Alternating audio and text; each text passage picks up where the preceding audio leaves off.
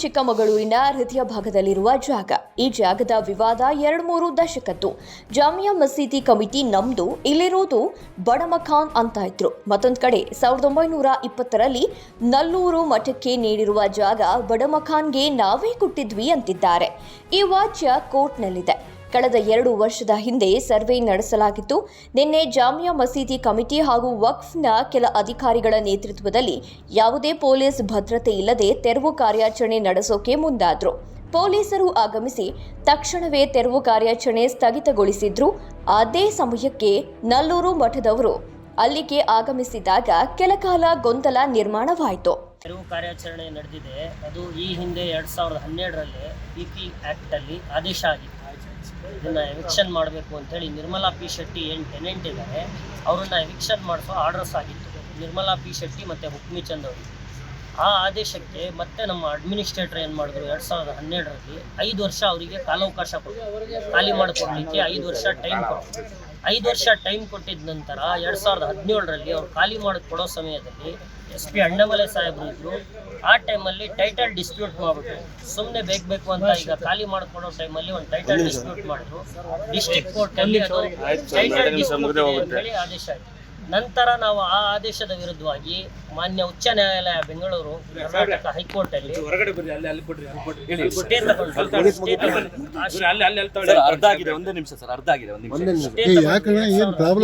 Stay ತಗೊಂಡ್ವಿ. Stay ತಗೊಂಡ ನಂತರ ಅದು ಇದುವರೆಗೂ ಪೆಂಡಿಂಗ್ ಇತ್ತು ಕೇಸು. 28/1/2025 ಕ್ಲಿಯರ್ ಆಗಿ ಏನು 2012ರಲ್ಲಿ ಆದೇಶ ಆಗಿತ್ತು ಆ ಆದೇಶ ಸರಿ ಇದೆ. 2017ರಲ್ಲಿ ಏನು ಜಿಲ್ಲಾ ನ್ಯಾಯಾಲಯದಲ್ಲಿ ಆದೇಶ ಆಗಿತ್ತು ಆ ಆದೇಶನ ಕ್ವಾಶ್ ಆಗಿದೆ. ಅದರಂತೆ ನಾವು ಇವತ್ತು ಎವಿಕ್ಷನ್ ಮಾಡ್ಸಕ್ಕೆ ಹೋಗಿ BTME ಏನು ಸಂಸ್ಥೆ ಇದೆ, board of trust Muslim endowments Waqf Jamia ಮಸೀದಿ ಏನು ಸಂಸ್ಥೆ ಇದೆ, ಇದು ವಫ್ ಬೋರ್ಡ್ ಅಂಡರ್ ಅಲ್ಲಿ ಬರುತ್ತೆ ಸರ್. ಈಗ ಏಕಾಏಕಿ ನೀವು ತೆರವು ಮಾಡಿರ ಅಂತ ಹೇಳಿ ನಿಮ್ಮ ಮೇಲೆ ಆರೋಪ. ಏಕಾಏಕಿ ಏನೂ ಇಲ್ಲ ಸರ್. ಇದ್ರ ಮಾಹಿತಿ ಕೊಟ್ಟಿದ್ದೀವಿ, ಹೈಕೋರ್ಟಿಂದ ನೋಟಿಸ್ ಹೋಗಿದೆ, ಕೇವಿಯಟ್ ಫೈಲ್ ಮಾಡಿದ್ದೀವಿ, ಅವರಿಗೆ ಫೋನ್ ಮುಖಾಂತರ ಹೇಳಿದ್ದೀನಿ, ವಾಟ್ಸಪ್ಪಲ್ಲಿ ವಿಡಿಯೋ ಕಳಿಸಿ ಹೇಳಿದ್ದೀನಿ. ಅವರು ನಮಗೆ ಶನಿವಾರ ತನಕ ಖಾಲಿ ಮಾಡ್ಕೊಡ್ತೀವಿ ಅಂತ ಆಶ್ವಾಸನೆ ಕೊಟ್ಟಿದ್ರು. 15 ದಿವಸ ಮುಂಚೆನೇ ಅವರು ಖಾಲಿ ಮಾಡ್ಕೊಂಡು ಹೋಗಿದ್ದಾರೆ.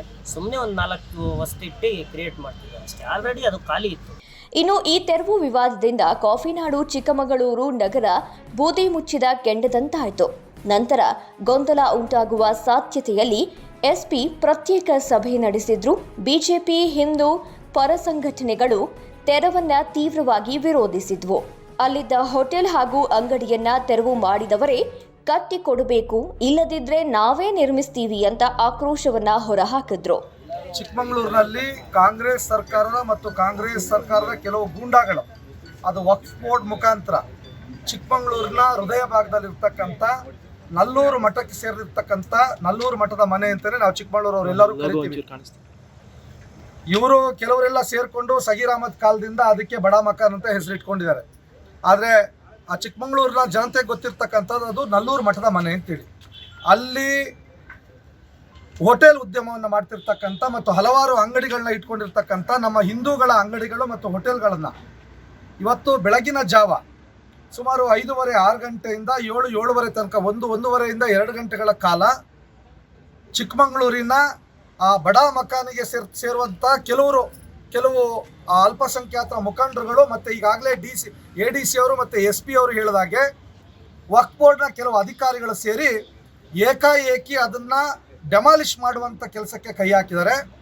ಅದನ್ನು ತಿಳಿದ ತಕ್ಷಣ ನಮ್ಮ BJP ವಿಶ್ವ ಹಿಂದೂ ಪರಿಷತ್ತು ಮತ್ತು ಬಜರಂಗ ದಳದ ಕಾರ್ಯಕರ್ತರು ಸ್ಥಳಕ್ಕೆ ಧಾವಿಸಿದಂಥ ಸಂದರ್ಭದಲ್ಲಿ ಈ ಪೊಲೀಸ್ ಇಲಾಖೆ ಆ ಕೆಲಸವನ್ನು ಬಹುತೇಕ ಅವರು ಒಡೆದು ಮುಗಿಸಿದ ನಂತರ, ಬಹುತೇಕ 95 ಭಾಗ ಪೂರ್ತಿ ಒಡೆದು ಮುಗಿಸಿದ ನಂತರ ಆ ಕೆಲಸವನ್ನು ನಿಲ್ಲಿಸಿದ್ದಾರೆ.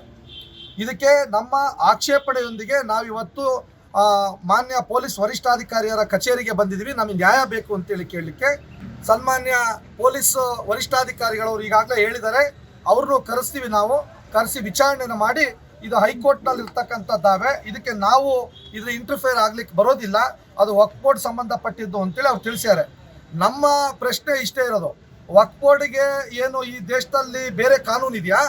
ದೇಶದ ಸಂವಿಧಾನ, ದೇಶದ ಕಾನೂನು ಎಲ್ರಿಗೂ ಒಂದೇ ರೀತಿ ಅಲ್ವಾ?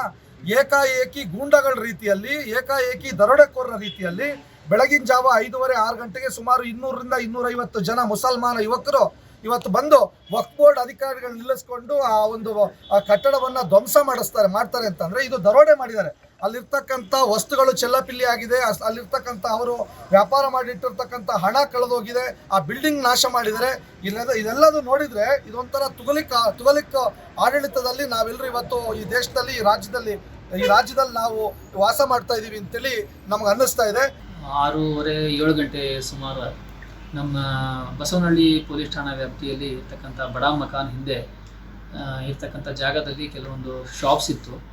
ಆ ಶಾಪ್ಸ್ಗಳನ್ನು ವಕ್ಫ್ ಆಫೀಸರು ಮತ್ತು ಜಾಮಿಯಾ ಮಸೀದಿದ್ದು ಬೋರ್ಡ್ ಮೆಂಬರ್ಸು ಸೇರಿ ಅದನ್ನು ಡೆಮಾಲಿಷನ್ ಮಾಡಿದ್ದಾರೆ JCBಯನ್ನು ತಂದು.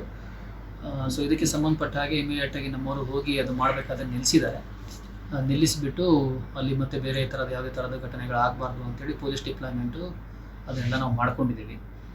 ಸೊ ಆ ವಿಚಾರವನ್ನು ನಾವು ಅಲ್ಲಿ ಅವರು ವಕ್ಫ್ ಆಫೀಸರು ಮತ್ತು ಈ ಕಡೆ ಯಾರು ಅಬ್ಜೆಕ್ಟ್ ಮಾಡ್ತಾಯಿದ್ರು ನಿರ್ಮಲಾ ಶೆಟ್ಟಿ ಅಂತೇಳಿ ಒಬ್ಬರು ಲೇಡಿ ಇದ್ದಾರೆ, ಅವ್ರದ್ದನ್ನು ಅಲ್ಲಿ ಹೋಟೆಲ್ ಇತ್ತು ಅಂತ ಒಂದು ಕೇಳಿ ಬಂದಿದೆ. ಸೊ ಅವ್ರದ್ದು ಡೀಟೇಲ್ಸನ್ನು ನಾವು ಸ್ವಲ್ಪ ಗ್ಯಾದರ್ ಮಾಡಿದಾಗ ಈ ವಕ್ಫ್ ಆಫೀಸರು ಮತ್ತು ಜಾಮಿಯಾ ಮಸೀದ್ ಬೋರ್ಡ್ದವರು ಒಂದು ಹೈಕೋರ್ಟ್ ನಮ್ಮದು ಮಾನ್ಯ ಉಚ್ಚ ನ್ಯಾಯಾಲಯದ ಒಂದು ಆದೇಶ ಇದೆ 28 ಜನವರಿ 2025. ಆ ಆದೇಶದ ಪ್ರಕಾರ ನಾವು ಮಾಡಿದ್ದೀವಿ ಅಂತ ಅವರು ನಮಗೆ ಹೇಳಿದ್ದಾರೆ. ಸೊ ಅದ್ರ ಜೊತೆಗೆ ಈ ಕಡೆ ಯಾರಿದ್ದರು ಅವ್ರ ಕಡೆದವರು ನಮಗೆ ಅಡ್ವೊಕೇಟ್ಸು ಮತ್ತು ಅವ್ರ ಪರವಾಗಿ ಸುಮಾರು ಜನ ಮಾತಾಡಿದ್ರು. ಆ ಥರ ಆದೇಶ ಯಾವುದೂ ಇಲ್ಲ ಅಂತ ಅವ್ರದ್ದು ಕ್ಲೇಮ್ ಇದೆ.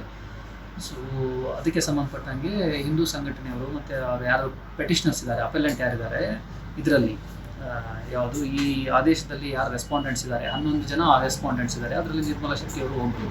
ಸೊ ಅವ್ರದ್ದು ಅದು ಹೋಟೆಲ್ ಅದು ಪಾರ್ಸಿಯಲ್ಲಿ ಗೋಡೆ ಎಲ್ಲ ಅದು ಕೆಡವಿದ್ದಾರೆ. ಸೊ ಅವರು ಅದರಲ್ಲಿ ಒಬ್ಬರು ರೆಸ್ಪಾಂಡೆಂಟ್ ಇದ್ದಾರೆ.